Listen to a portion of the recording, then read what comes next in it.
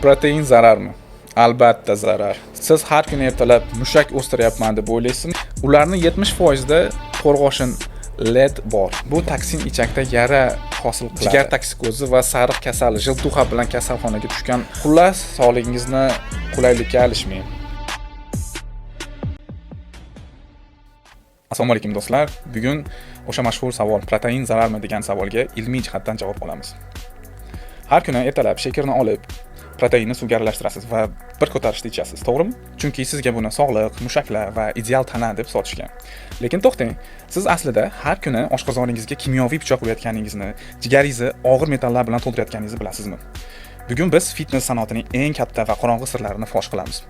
Bu video va'dalar haqida emas, bu jigar yallig'lanishi, ichak teshilishi va saraton xavfi haqidagi shafqatsiz haqiqat.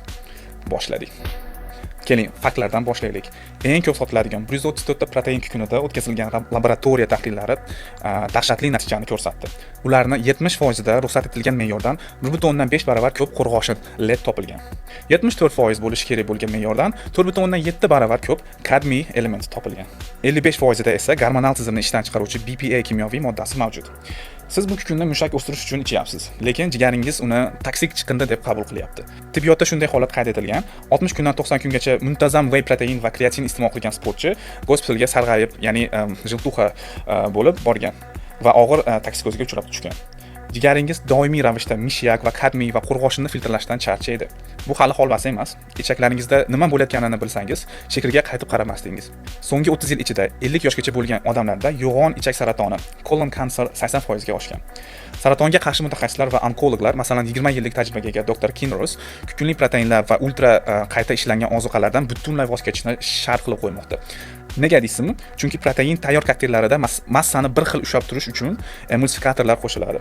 Nutrition jurnalida chop etilgan 2024-yilgi tadqiqot shuni ko'rsatdiki, karagenan kabi emulsifikatorlar oshqozonda parchalanib toksik moddaga aylanadi. Bu ichak devorlarini yallig'lantiradi, yara, yazva hosil qiladi va foydali bakteriyalarni qiradi. Har kuni protein kukunini ichish bu har kuni oshqozonning va ichagingizning devoriga qog'oz bilan kesish kabidir. Sochingiz to'kilyaptimi? Sababini qidiryapsizmi? Kunda 30 grammdan ortiq whey protein iste'mol qilish gormonal balansni buzib, sochingizni ildizini zaiflashtiradi va to'kilishini tezlashtiradi. Buning ustiga konsentrantlangan whey protein isolate qondagi insulin miqdorini oq nondan ham tezroq va yuqoriroq ko'taradi. Bu esa tanangizga doimiy yallig'lanishni chaqiradi.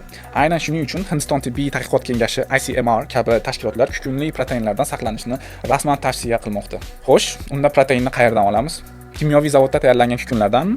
Yo'q, tabiat allaqachon eng mukammal proteinni yaratib qo'ygan. Bu butun xonaki tuxum. Tuxum proteini inson tanasi uchun eng biologik mos va to'liq aminokislotalar profiliga ega. Jigarni himoya qiluvchi xolin, tuxum moddasi sarig'i, xolin moddasiga boy bo'lib, u jigaringizning yog' yig'ilishini oldini oladi va miya faoliyatini yaxshilaydi. Xavfsiz va tabiiy, hech qanday og'ir metallar, emulsifikatorlar va yallig'lanishlarsiz. Ba'zi trenerlar 5 ta tuxum sarig'i va qolgani oqi bo'lish kerak deydi iste'mol qilayotganda. Aslida 10 dan 15 tagacha kuniga faqat tuxum yesangiz ham bo'ladi. Do'stlar, qulaylik ortidan quvib, o'z salomatligingizni qurbon qilmang. Marketing tuzog'iga tushmang. Agar protein ishlatishga majbur bo'lsangiz, kuniga 1 yoki 2 porsiyadan oshirmang. Tarkibida karagenan, sun'iy ta'm beruvchi modda va maltodeksirin yo'qligiga ishonch hosil qilib, keyin iste'mol qilishingiz mumkin. Ya'ni tamlik proteinlarni ichmang demoqchiman. Eng yaxshisi proteinni burchakka otib, haqiqiy butun oziq-ovqatlarga o'ting.